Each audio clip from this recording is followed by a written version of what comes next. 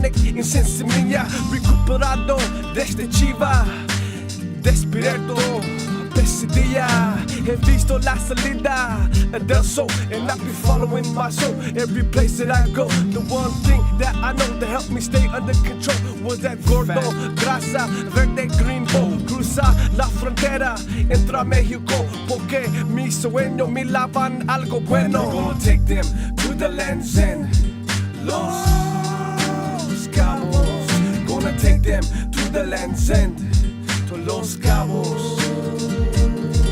Gonna take them to the land's end, Los Cabos. Gonna take them to the land's end, yeah, to Los Cabos. Da las gracias, mis hermanos, en el respeto a las arenas, el amor, los haitianos, su edad, la tierra, el agua es sucia. En la playa largo, but this is the place I gotta go, in the place that I grew, down in Laguna, Luna Azul, and I be rolling with an international crew. Mi amigo de la mano, Nader Dalul, and Senior Chadwick, y compa J Spliff, Jimbo, mi primo, en la Terna Mesa de DJ Cram, una comunidad de amor contra la guerra, cause some things we're fighting for, supporting Mexico and not that drug war, drugstore, la salud natural, no hay días malos, siempre que ahora es, and gracias Miguel Omar Perez. We're gonna take them to the land's end, to Los Cabos. We're gonna take them to the land's end, yeah, to Los Cabos. Yeah, we're gonna take them to the land's end, to Los Cabos. We're gonna take them to the land's end, where? To Los Cabos. No friend, gracias. We're gonna take them down with no Barracuda. Uno, comunidad de amor. We're gonna take them to the land's end. 562 Los Cabos. Playa Largo. Gracias. Playa Largo. Paisa de Los Cabos.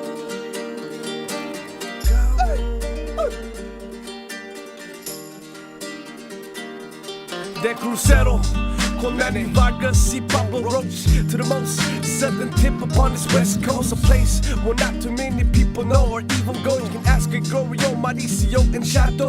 Bodyboarding por vida, and I shoot like tequila. The agua limpia, fresca, jugo tapina.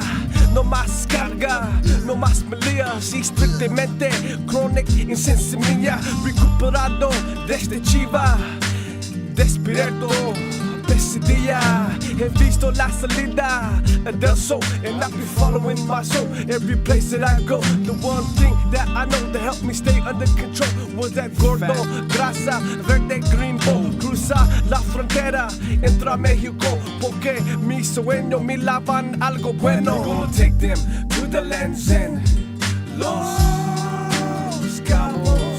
Gonna take them to the land's end, to Los Cabos. Gonna take them to the land's end, Los Cabos. Gonna take them to the land's end, yeah, to Los Cabos.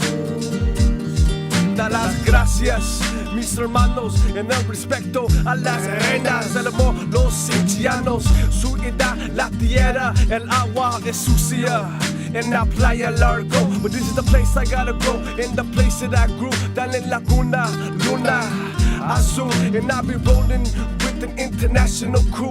Mi amigo de la mano, Nader Dalul, and Senior Chadwick, y compa J Spliff, Jimbo, mi primo, en la Terna Mesa de DJ Cram, una comunidad de amor contra la guerra, cause some things we're fighting for, supporting Mexico and not that drug war, drugstore, la salud natural, no hay días malos, siempre que ahora es, and gracias Miguel Omar Perez. We're gonna take them to the land's end, to Los Cabos. We're gonna take them to the land's end, yeah, to Los Cabos.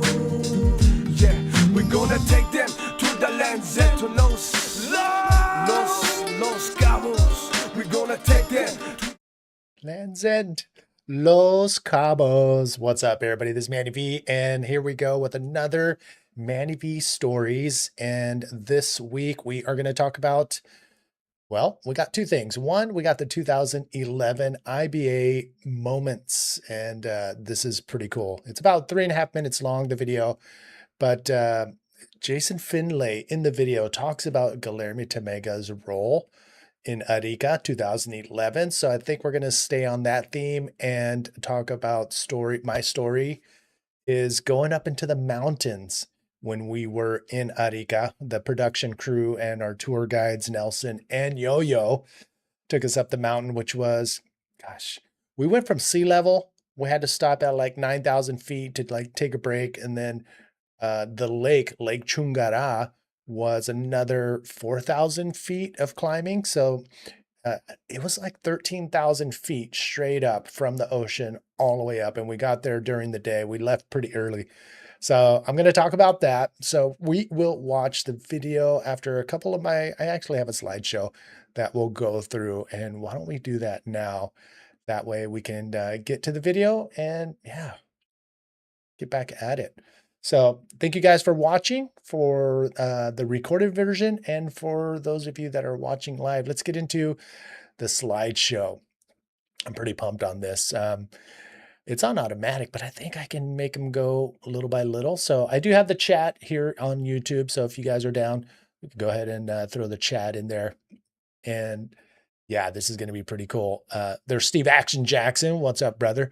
Let's go back one. And this is I don't think this is the mountain we went to go visit. It could be because we ended up on the other side of it. But that's Pete Moore. He was the director of the webcast and pretty much all the highlight reels that were put together during that 2011 IBA World Tour. He and the crew put together masterpieces, and we're going to see some of that later on. But this is little quick slideshow of our adventure up into the mountains. So I'll tell you more on that look on my face a little later, but that's not the normal Manny Vargas face.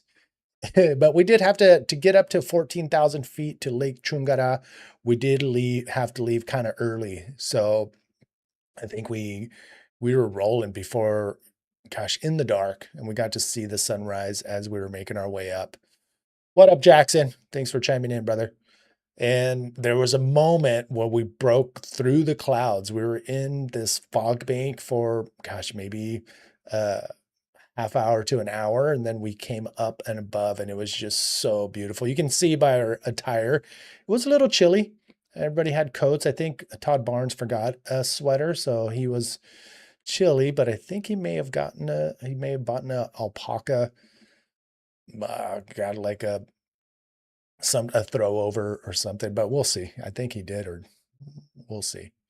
So this is a one road that goes straight up. So it's heavily used by a lot of the cargoes that goes from Bolivia, Chile, Peru. There's a pretty insane cargo going on in that little region.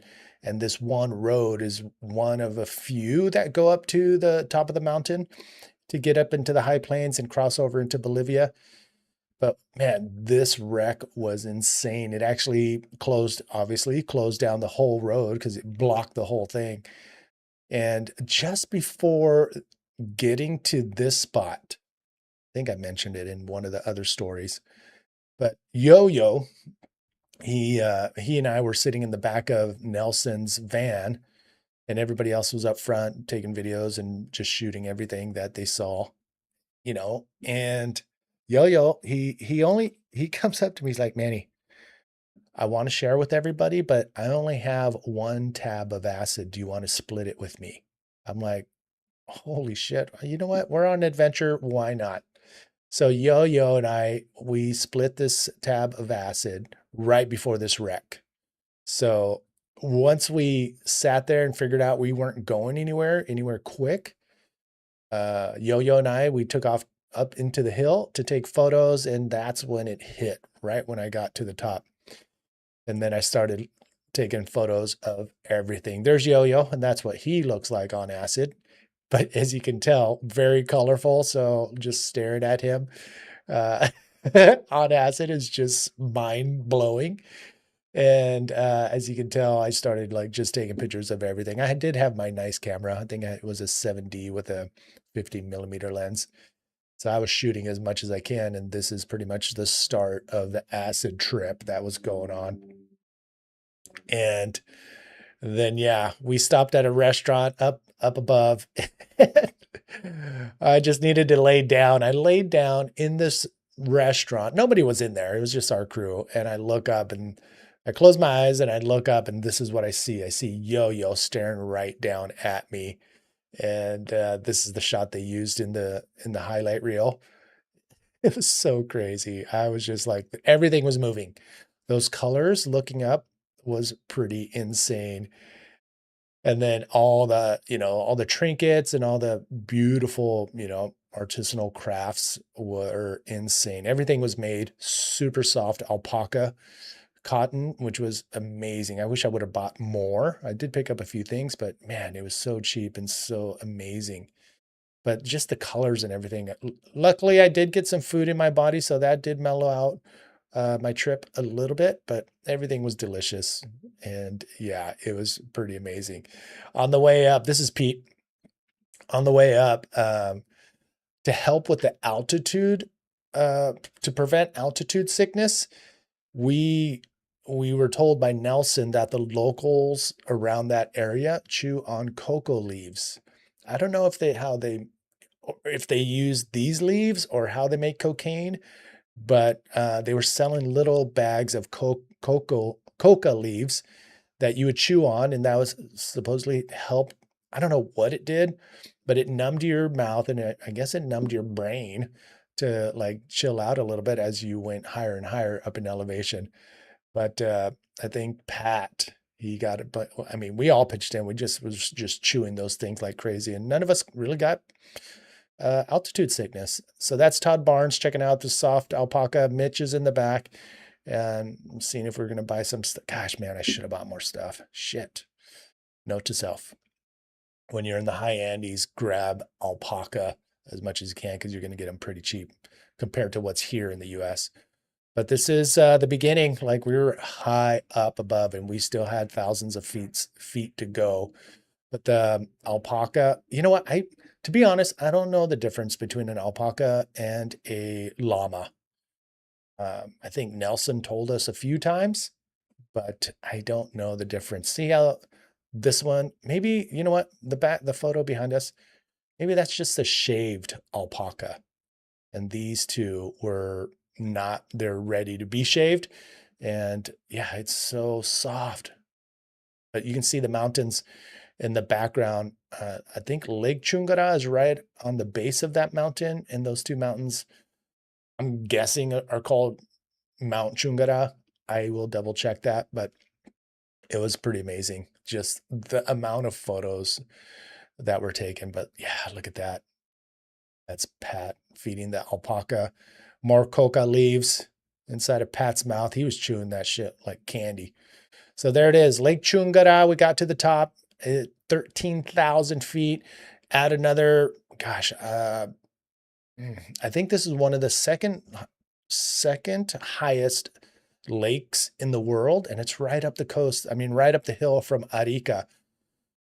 We went here on the first year, 2011, and I put the word out, hey, you guys, I'm going up there every year. I'm here. And I think the following year, a couple people came, and then again, the third and fourth year, but it was freaking pretty amazing up there. Alpacas, it was just something out of like a fairy tale. The water was freezing, but so the top of that mountain's another like 3,000, 4,000 feet. So that thing's like 14, 15,000 feet. It's freaking massive and beautiful. Of course, what do you do when you're tripping on acid? You go into the lake and swim naked. The water was freezing and I couldn't see my balls after I got out of the water. But I don't know what convinced me to do that. Sometimes you do stupid shit. But yeah, I didn't realize how many photos they had of me with my camera as I'm walking out. Obviously, now you're not able to do that. They actually put a fence the following year. They actually put a fence and a barrier for preventing people to go into the lake. But I try to be as I didn't wear any sunscreen. I didn't do I just went in there with with the body that God gave me and try not to pollute it at all. And yeah, there I am, one with nature, swimming in Lake Chungara. Oh man, there's another photo of me naked I wanted to use, but it wasn't happening. So this is the best one I got. But yeah, I don't know what was going on. The water was so cold. Oh man. So yeah, we just adventured around and just checked. We got a ton of photos. This is Pat right above me. That's Sasha Specker. He was the World Tour photographer. Pete is in the mirror there. But yeah, we were just freaking checking the entire place out. It's very beautiful. There's Mitch in the foreground. He bought himself, I think he bought that alpaca beanie. As you can tell, Todd forgot his jacket. And there's the coca bags. There's Pat with 4 bags of coca leaves, and we demolished those things. I think each one of us just smashed one of those bags to ourselves. And yeah, they actually helped. Like I said, none of us got altitude sickness because we were chewing on that stuff like it was going out of style. There's Sasha. Sasha came up. He got a pair of gloves and that beanie from the lady. And I think he also got that poncho that he's wearing. Gosh, I wish I would have bought more. And this was one of the ladies who was selling us all the goods. Super nice up there. On the way back down, Yo-Yo was like, hey, there's some hot springs and we can go in there. It's only $2 each to get in. And we're like, hell yeah. So at about 9,000 feet, there's a turnoff, and I forgot the name of the thermals, but we pulled off and we were told to put some of the mud that's in there in the pools. And this is fresh thermal water coming straight out of the water into these, man-made pools. And you just take the mud that's just full of minerals and you just rub it all over your body and your face. And there's Mitch. I think that's Mitch. But yeah, there's some that had a darker color and I think had different minerals. And here's Pat with the orange, but that one I'm guessing has more iron. And yeah, as soon as you put it on and rub it in and scrub it in, and then once you rinse it off with the hot, warm thermal water, your skin is so freaking soft. There's Sasha. He's full lathered up in that sacred, amazing mud. Just had like a mud bath. It was freaking amazing. $2 to go in. There's Todd Barbs. We all went in there and we all freaking came out looking like and feeling so good. There's Pete and Mitch at the thermals in the mud bath. That's a great shot of Todd. I think he's rinsing off. And here's a shot of me before we all rinsed off. So that was the thermals. That was insane. Straight out of the ground into these pools. Freaking awesome. And there's the crew. Nelson is in the green beanie in the back with Yo-Yo. And from right to left, it's Todd, myself, Sasha. There's Pat, Pete, and Mitch. That was our little excursion up into the mountains. And yeah, that was Arica. And like I said, I went back up there every year that I was there. And I think Joanna Shanker came, Mike Stewart, his son, 1 year. And I think I throw it out to everybody. I'm like, hey, you guys, there's a pretty awesome thing up the coast. It's going to take all day. If you guys are interested, just pitch in for the rental car and gas. And yeah, let's go. And it's so crazy. People who went had an amazing time. People that were on the fence and decided not to go because they wanted to surf. They ended up, hearing the stories and said, shit, I should have went. And Dub was one of those guys who came up there.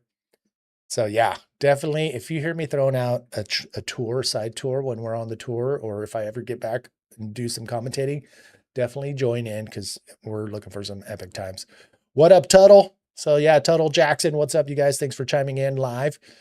Let's watch that video. It's only less than 4 minutes long, and it is the Snakes and Ladders documentary. I think it's the 2011 Grand Slam Series, the IBA Grand Slam Series World Tour 2011 Memorable moments. This thing's actually pretty sick. Let's take a look. I'll be watching too. And if I want to pause and say something, I'm going to do that too. Let's check it.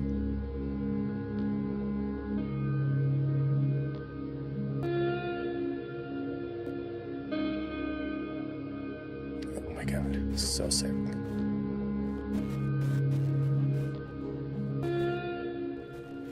Competing this year was really hard, really difficult. We had so many locations, so many different waves, a lot of big waves, which is really good, and everyone is ripping so hard and it's so hard to beat those people. And it was really incredible to be a part of the tour this year, and I can't wait to see how it's going to be in the future. But for sure, that was the best tour we ever had, and I can't believe I came out the top of this one.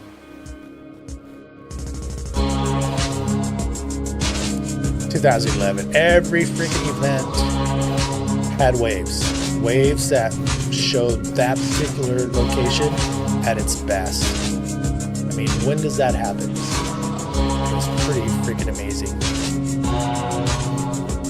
Everybody had their favorite, and I love this video is freaking. From mainly just a spectator's position that I was, the tour looked incredible. I watched every comp over the net at home, and I couldn't sleep. I was just up till 3 in the morning, just frothing out on it. I just love guys really going for it in the big waves.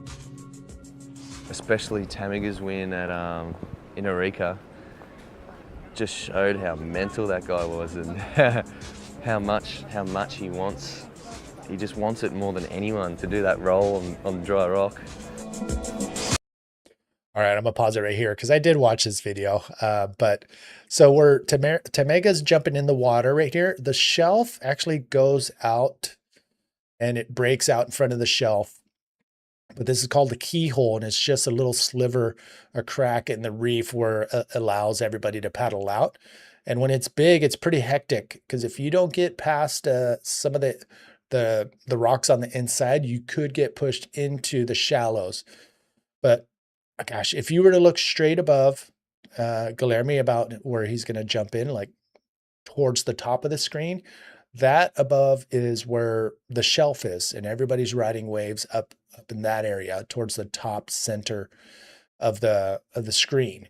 So where he's jumping in, most people get barreled and pull out of the wave once the wave reaches this little channel, this little keyhole, and they go back out. But Guilherme, what Jason Finley was talking about, did something that nobody ever does. He went past the channel, he went past the keyhole, and he went for a maneuver in like the part of the wave that nobody ever goes because it breaks on dry reef. Let's watch it, and I'll point it out when we get to it. So there he is getting barreled. Once he comes out, everybody usually kicks out right there. But this guy, he keeps going because he had so much speed. And oh my, right here. Watch where he lands. Like where he took a bounce. Like if he would have went head first, he would have been dead. But watch this. Right where he dug out was, he couldn't have timed this any better because he was able to duck out of there. Yes, he got up and over and got pushed up onto the dry reef, but look at that. Oh my God. Can I go back a little bit? Just want to show you guys how insane this was to watch live. Right there. Let's watch that one more time from the beginning. Again, deep barrel. He should have kicked out, but he's like, nope, I want this. And oh my goodness. To me, that's the most insane thing I've ever seen in a competition. Like, who does that? My event highlights were Chile, obviously, coming second up against Tamiga and get the ball rolling for me into a better position than I was. And I mean, we had the best waves this year on tour than we have any other year, so next year's just going to be mental.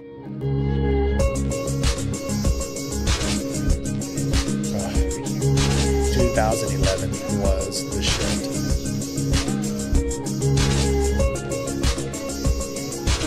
I guess one place that really stuck out for me was Mexico this year. I wasn't aware of how powerful that beach can be. To have a beach break like really kind of rattle you like that is something that you don't really experience around the world too much.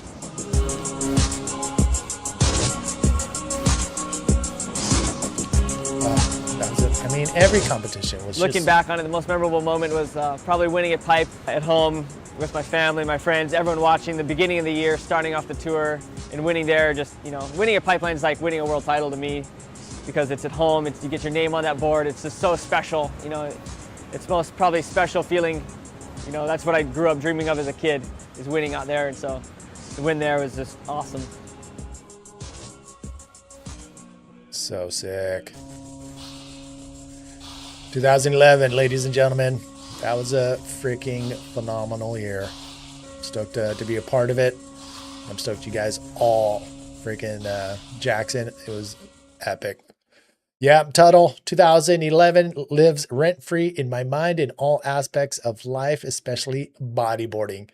Yeah, I'm right there with you, brother. Holy crap. It was one of those years, and to have, you know, everybody come together, the best of the best come together and put it down, and the world took notice.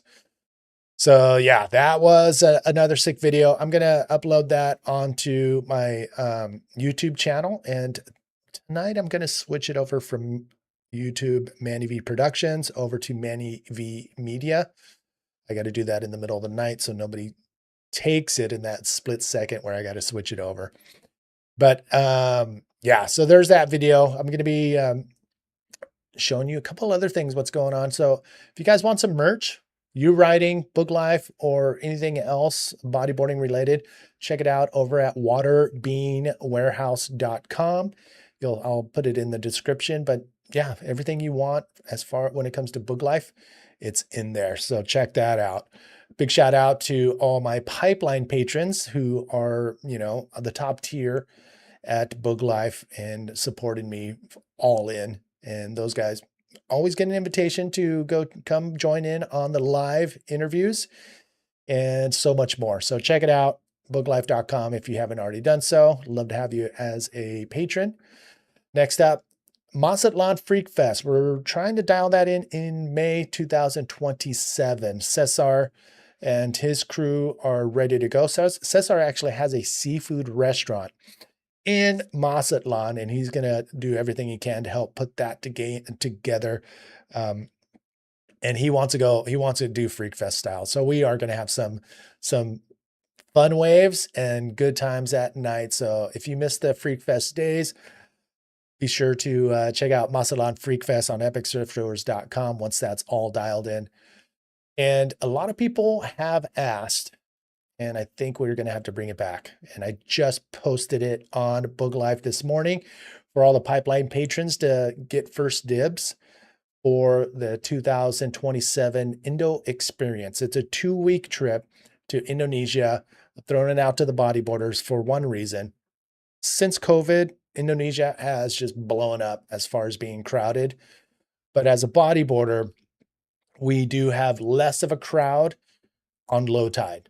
So we're surfing Padang Padang, we're surfing Uluwatu on Bali the first few days just to decompress a little bit. Then we get on a plane and head over to one of my favorite spots. I'm not going to mention it here, but yeah, same thing. Low tide, it's pretty much not necessarily all ours because there are some really good surfers that can partake. But for bodyboarders, well, we would be able to have more waves than if you're a surfer going to Indonesia, or less crowded sessions because we're going to be out there at low tide.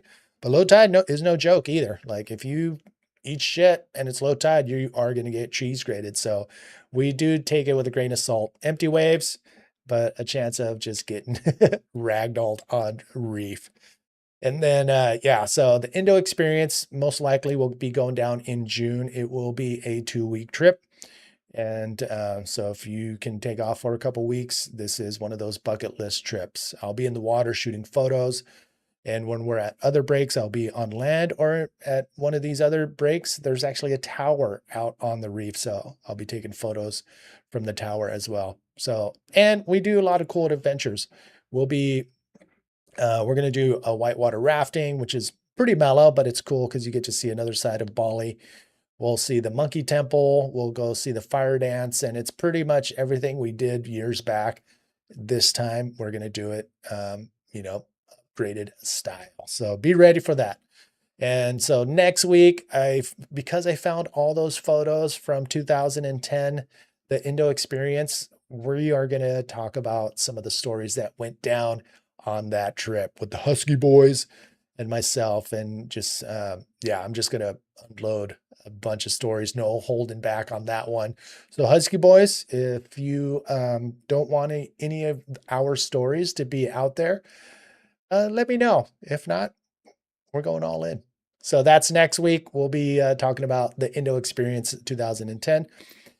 So that's it, you guys. Thank you guys for chiming in. Really appreciate you guys watching live. And if you're watching the recorded version, share this thing if you want to show some of your fellow bodyboarders some cool stuff. All right, you guys, I'm out here. Thank you guys for watching Manny V Stories. Till next week, Monday, 6 p.m. We're out of here. Boom.